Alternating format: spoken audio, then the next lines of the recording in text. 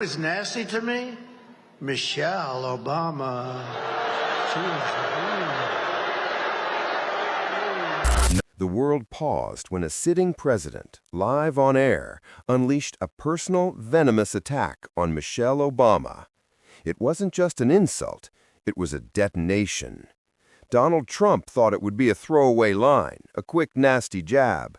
Instead, he triggered a national crisis of decency and gave Barack Obama the ultimate, non-political platform to deliver a response so calm, so precise, that it didn't just counter the insult, it annihilated it. I always tried to be so nice and respectful. Oh, she opened up a little bit of a box. She opened up a little bit of something. Oh, she was nasty. Ooh.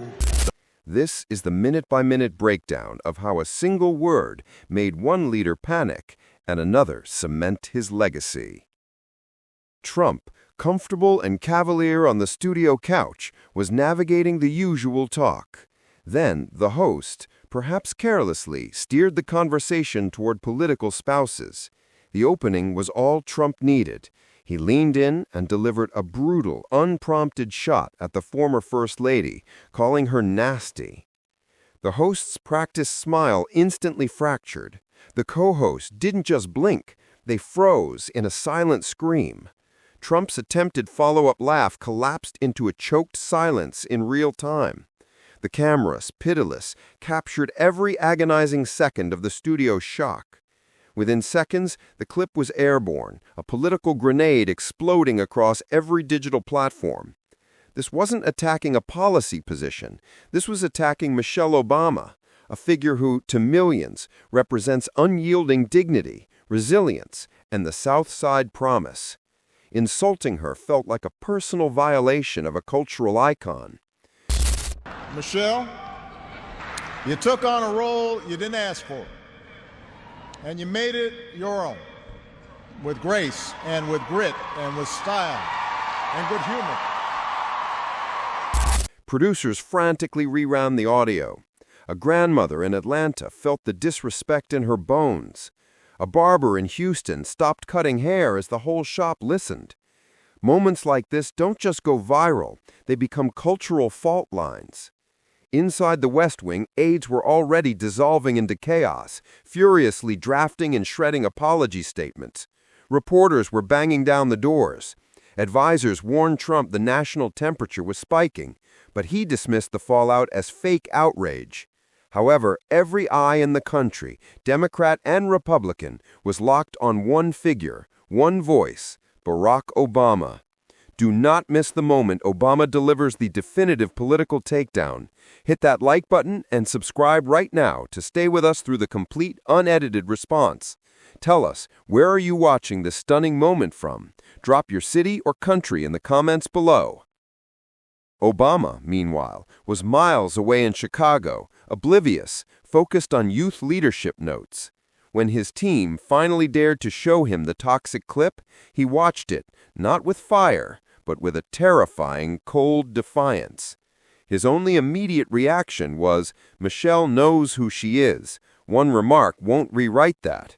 But he understood the insult had become a national teachable moment too big to ignore.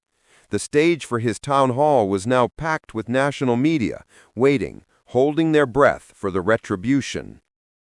When the first reporter finally posed the question, the hall fell to absolute silence. Obama paused, the delay maximizing the anticipation. Then he spoke, his voice calm, precise, and utterly devastating. Michelle, you took on a role you didn't ask for. And you made it your own, with grace and with grit and with style and good humor. Michelle has spent her life lifting people up. Anyone who knows her knows what she stands for. So when someone takes a shot at her character, especially someone in a position of power, it says more about them than it does about her. The room inhaled at once. No screaming, no direct insult, just the unassailable weight of quiet truth. A follow-up reporter asked if the comment was merely inappropriate. Obama took the moment higher. We've reached a point where some folks think attention is more valuable than respect. That's dangerous. He addressed a woman in the audience who felt hurt, answering gently, "You're right to expect better." Michelle doesn't need defending. She's strong. But moments like this remind us to ask more of our leader. Not perfection, just a little more care. His words didn't travel. They streamed, instantly resetting the national conversation.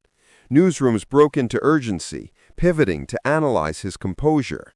In Washington, the White House panic turned brutal. Staff couldn't find a response. Obama hadn't attacked Trump. He had simply soared over him. This contrast made Trump's original remark look exponentially worse, small, petty, and unpresidential. Advisors begged Trump to apologize. He flatly refused. The resulting White House statement was vague and instantly exposed as a worthless distraction. Across the country, people were replaying Obama's tone. A Houston commenter said, "That's how grown folks handle disrespect." The entire nation understood the power of the moment came from the restraint, not the rage. Late-night analysts couldn't miss the moral. It was a contrast in leadership. One man provoked for attention, the other remained steady for principle. The country, exhausted by years of chaos, found itself focusing less on the cheap insult and more on the expensive example that followed. The moral was crystalline. Calm can cut deeper than chaos. Strength doesn't require volume. Real leadership is demonstrated in how you treat people, especially when the whole world is watching your reaction. The final verdict on this event is settled. Trump panicked, and Obama responded with lethal grace. If you want to understand the political calculation behind Obama's cold, measured tone, click the link in the description for our deep dive analysis.